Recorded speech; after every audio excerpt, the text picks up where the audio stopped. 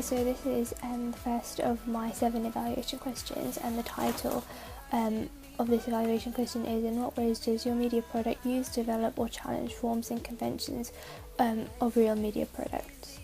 So in this case, my media product is my music magazine. So the first part of that is my front cover. Sorry about the quality, my printer wasn't working too well, but in the description below I'll put another picture of my front cover.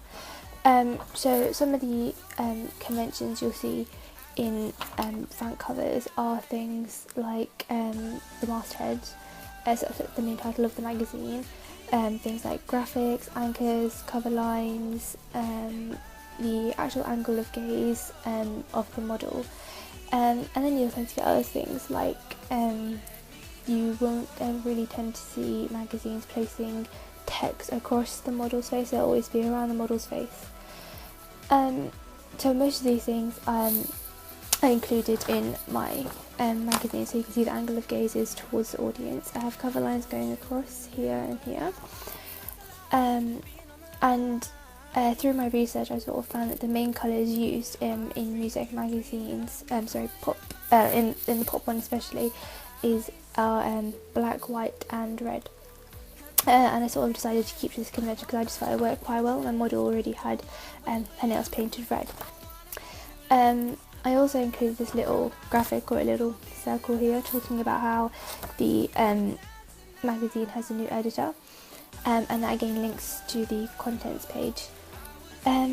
Something else that's a little bit different from normal music magazine conventions is the fact that my barcode is here in the upper left hand corner of the magazine. And the reason I did that was because when I had it at the bottom, I did try and have it at the bottom first. I had to have the white background because it's quite dark here and you couldn't see the barcode without the white background. So I experimented a little bit with placing it up there, and it turned out it worked quite well, so I quite liked that. The final bit I think I'd like to talk about is the use of an anchor in the front cover. So where I've got the word time here, my model's wearing a watch, so they sort of link to each other, and that's something again that's done quite a lot in front covers of magazines.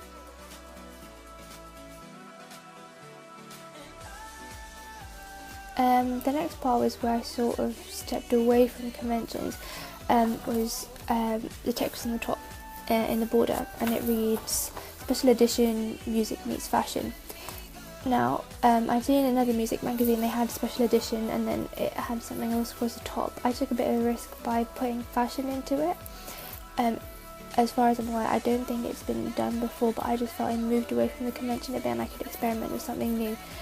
It then linked to my contents page where I talked a little bit more about how music and fashion sort of meet each other.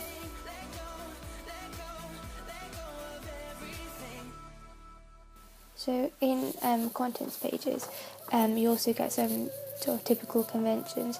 The first thing being that the colour scheme is likely to follow the same colour scheme as your front cover because they'll only be a page apart from each other.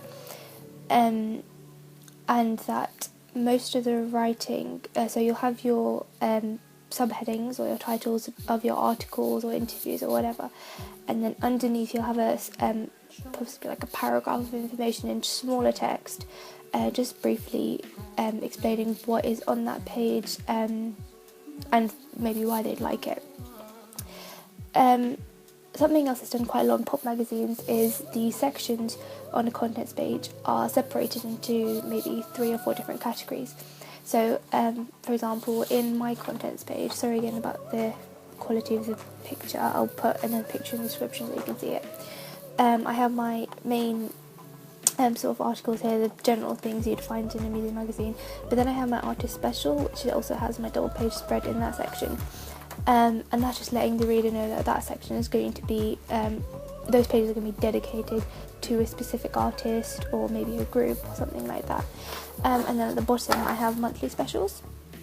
So these are the kind of things you'd find in this magazine every single month. So every time it comes out, you'd expect these things to be there. The final section on here is the review section. So this is where you'd kind of see the news of the magazine or something that's new. And that links to my front cover. So where I had in the circle my new editor sign, advertising something new about the magazine. That links to this part here, talking about how the magazine has a new editor and the kind of things they're going to put in place or talk about. Again,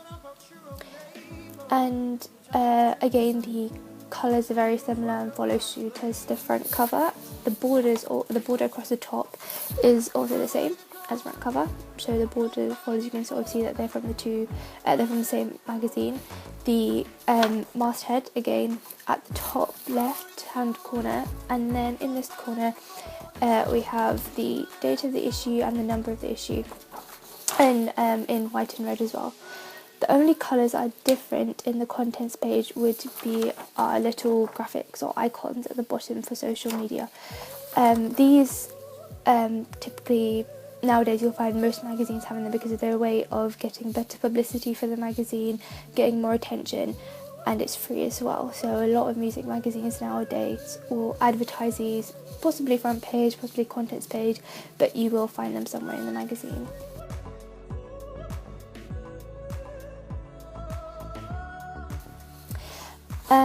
You can't really see it very well on the picture, but I've sort of got a pull quote going across here.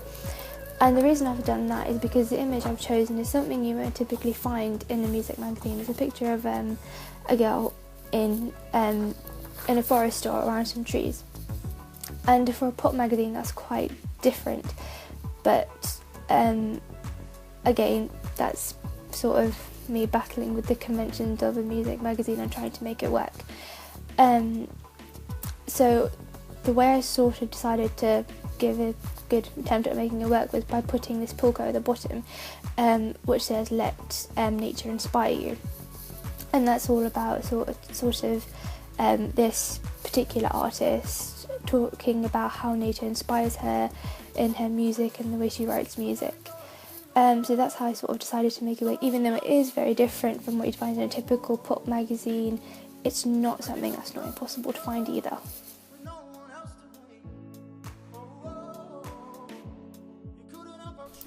So for the final part of this evaluation question, I'm going to talk about some conventions of double page spreads and how my music magazine double page spread has some conventions and then goes against some.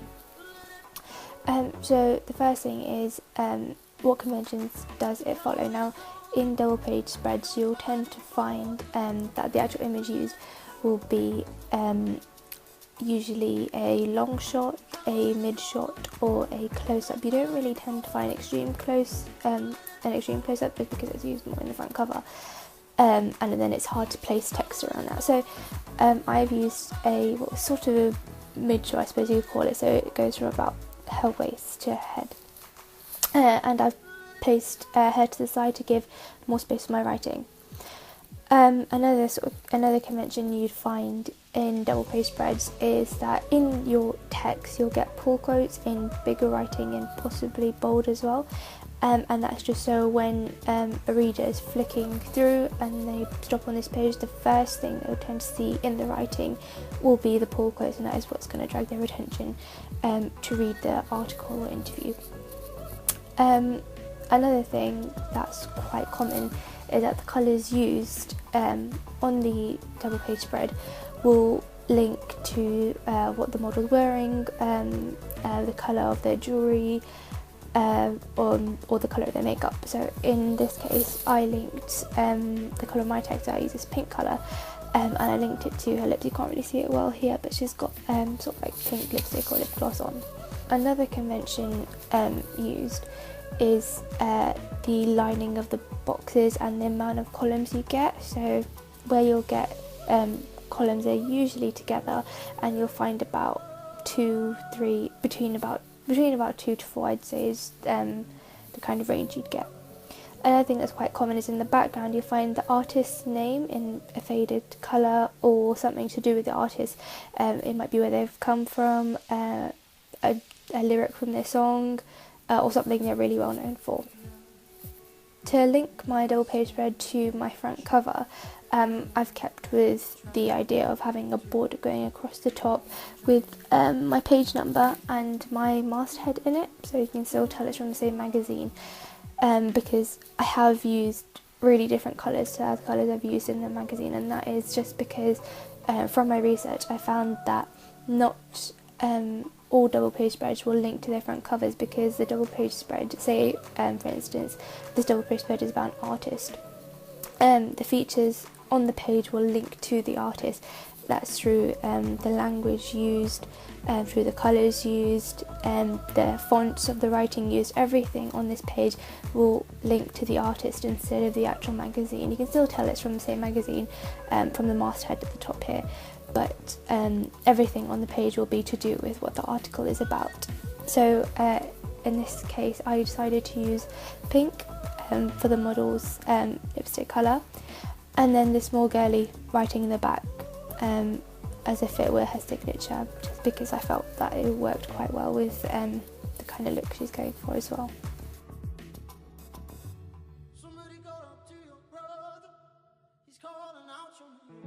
So to conclude, I've used a lot of music magazine conventions, but I've also gone against a lot of them as well, just to sort of mix things up a bit and see how I can cope with trying to make them work. Sorry about the quality of the images in the video. I'm bringing out the laptop with the last double page spread. I'll post images of my front cover, contents page and double page spread in the description, so as you're watching this video you can sort of see what I'm talking about and where I've used conventions and where I've gone against them.